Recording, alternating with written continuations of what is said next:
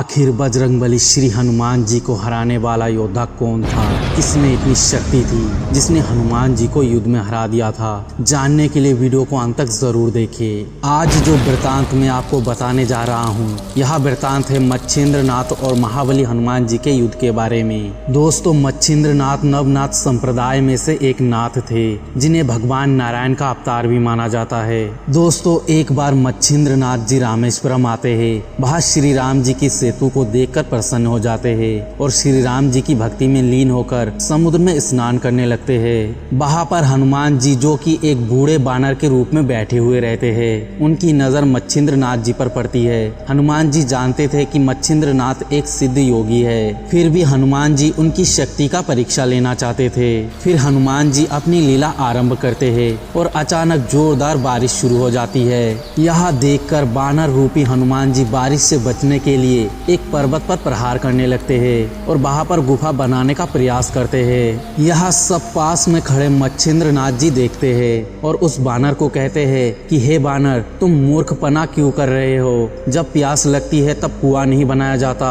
तुम्हें अपने घर का प्रबंध पहले ही कर लेना चाहिए था।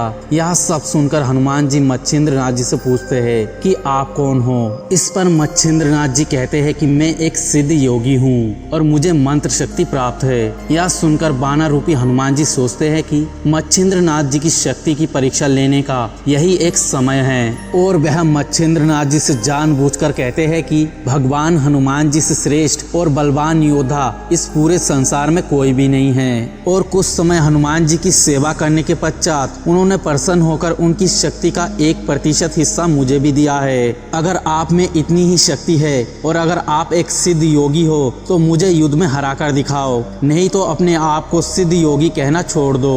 मच्छिंद्रनाथ बानर की चुनौती स्वीकार करते हैं और युद्ध की शुरुआत हो जाती है। बानर रूपी हनुमान जी हवा में उड़ान भरते हैं और मच्छिंद्रनाथ जी कुछ समझे इससे पहले ही उन पर एक के बाद एक पर्वत उठाकर फेंक देते हैं। पर्वतों को अपनी तरफ आते देख मच्छिंद्रनाथ जी बात प्रेरक मंत्र का प्रयोग करके पर्वतों को आसमान में ही स्थिर कर देते हैं और उन्हें अपने मूल स्थान पर भेज देते हैं। यह सब देखकर महाबली हनुमान जी अति क्रोधित हो जाते हैं और वे उस स्थान का सबसे बड़ा पर्वत अपने हाथ में उठा लेते हैं और उसे नाथ जी के शरीर पर फेंकने के लिए वे आसमान में ऊपर उठ जाते हैं। यह देखते ही मच्छिंद्रनाथ जी ने समुद्र में से कुछ जल की बूंदें अपने हाथ में ली और उस पर बाता आकर्षण मंत्र का प्रयोग किया और उन जल की बूंदों को हनुमान जी की तरफ फेंक दिया।